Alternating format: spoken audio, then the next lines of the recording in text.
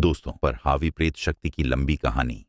यह कहानी 6 कॉलेज दोस्तों रतिका, तबस्सुम, अंकुर, क्षितिज, डिंपल और बाद में उनके साथ जुड़ने वाली नेहा के एक समूह के भयानक और अजीबो-गरीब अनुभवों के बारे में है, जब उन्हें एक अदृश्य और दुर्भावनापूर्ण शक्ति ने अपना शिकार बनाया। दिल्ली के बाहरी इलाके में स्थित वह पीजी एक पुराना बड़ा मकान था। रतिका और तबस्सुम यहां लगभग 1.5 साल से रह रही थीं। मकान मालिक ने ऊपर के कमरों में रहते हुए नीचे के विशाल फ्लोर को इन लड़कियों को सस्ते किराए पर दिया था, इस शर्त पर कि वे इसे एक हॉस्टल की तरह साझा करेंगी। नीचे 4 कमरे थे, जिनमें से 3 अक्सर खाली रहते थे, जिससे उस जगह में एक अजीब खामोशी और खालीपन पसरा रहता था। खाली कमरों से आती सीलन भरी सड़ी हुई दुर्गंध ने रतिका और तबस्सुम को धीरे धीरे परेशान करना शुरू कर दिया था। यह दुर्गंध इतनी तीखी थी कि उन्हें मकान मालिक से बार बार सफाई के लिए कहना पड़ा। एक रात छुट्टियों की योजना बनाते समय रतिका गुस्से में चिल्लाई। उसकी अलमारी में रखे 5-6 टॉप और टी-शर्ट्स के किनारे बेतरतीब ढंग से और जानबूझकर कटे हुए थे। ऐसा लग रहा था जैसे उन्हें किसी धारदार चीज से नोचा गया हो। यह तुमने किया है तब्बू, रतिका ने चिल्लाया। तब्बू डरकर अपनी अलमारी की तरफ गई। मैंने क्यों किया? मैं पागल हूं क्या?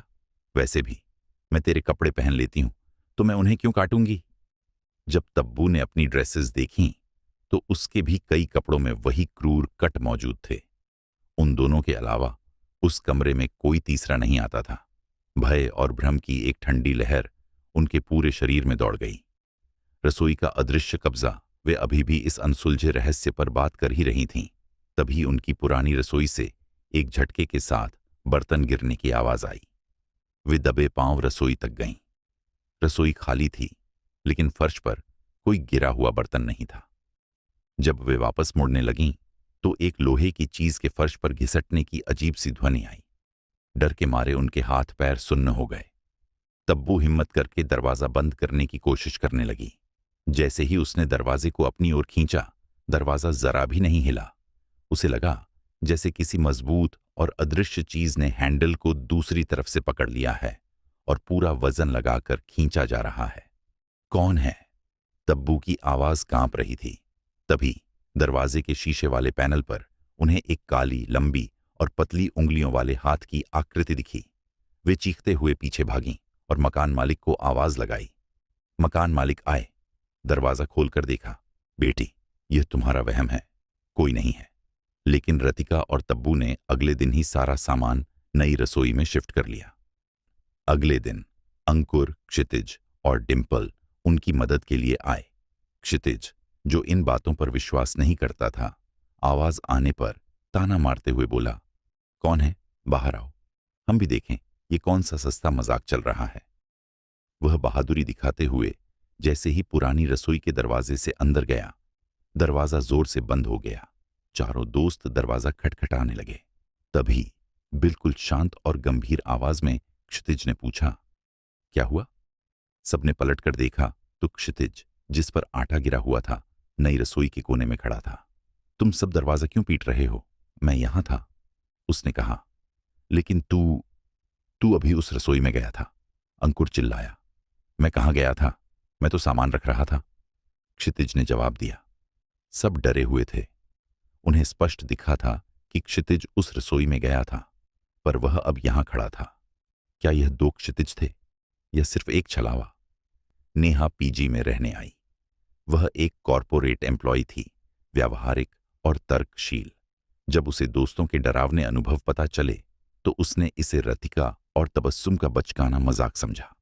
लेकिन उस रात 1:30 नेहा और रतिका के दरवाजे एक साथ नॉक हुए। दोनों ने दरवाजा खोला, एक दूसरे को देखा और बिना कुछ कहे बंद कर दिया। इस अनुभव ने नेहा के तर्क को तोड़ दिया। अगले दिन उसने रतिका और तबस्सुम से कहा कि वह घर छोड़ देगी, यह मानकर कि वे दोनों उसे डराने की कोशिश कर रही हैं। लेकिन वह 7 से 8 दिन के लिए फंसी हुई थी, क्योंकि मकान मालिक शहर से बाहर थे।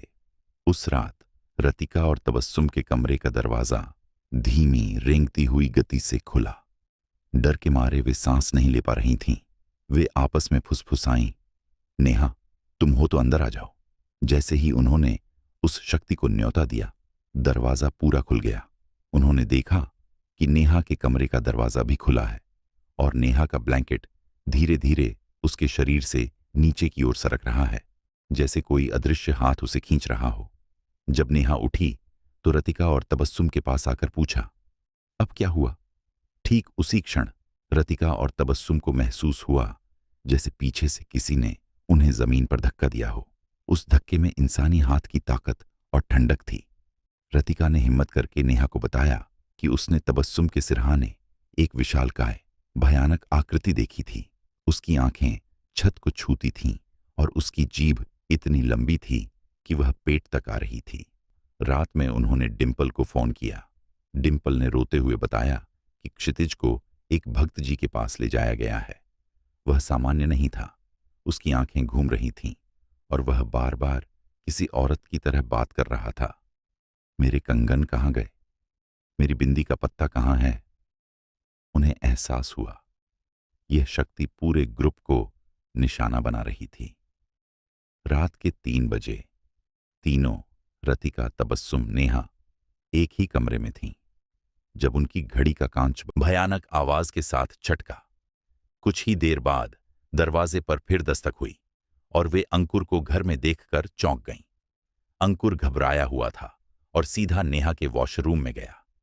जब वह बाहर आया तो उसके होठों पर गहरा लाल लिपस्टिक लगा था और माथे पर एक मोटी बिंदी थी।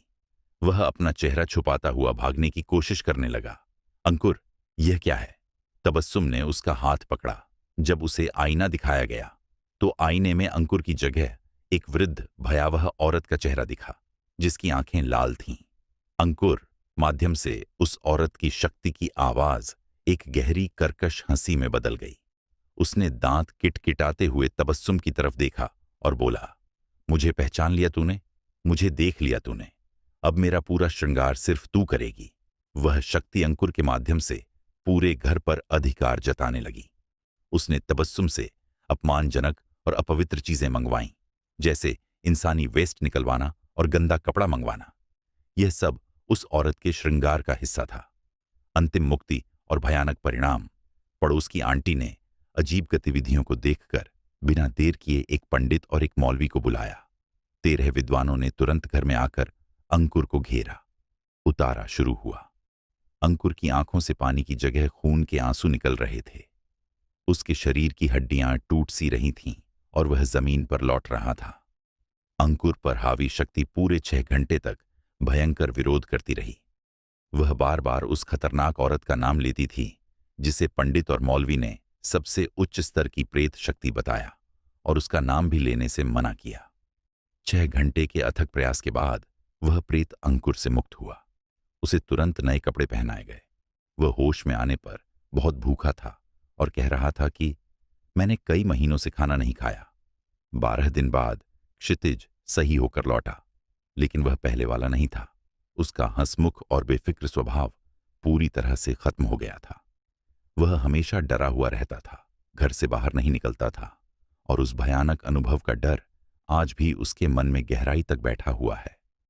उन दोस्तों ने उस घर को हमेशा के लिए छोड़ दिया, यह जानते हुए कि उस पीजी में कुछ ऐसा भयानक मौजूद था जिसने उनके जीवन की दिशा हमेशा के लिए बदल दी थी।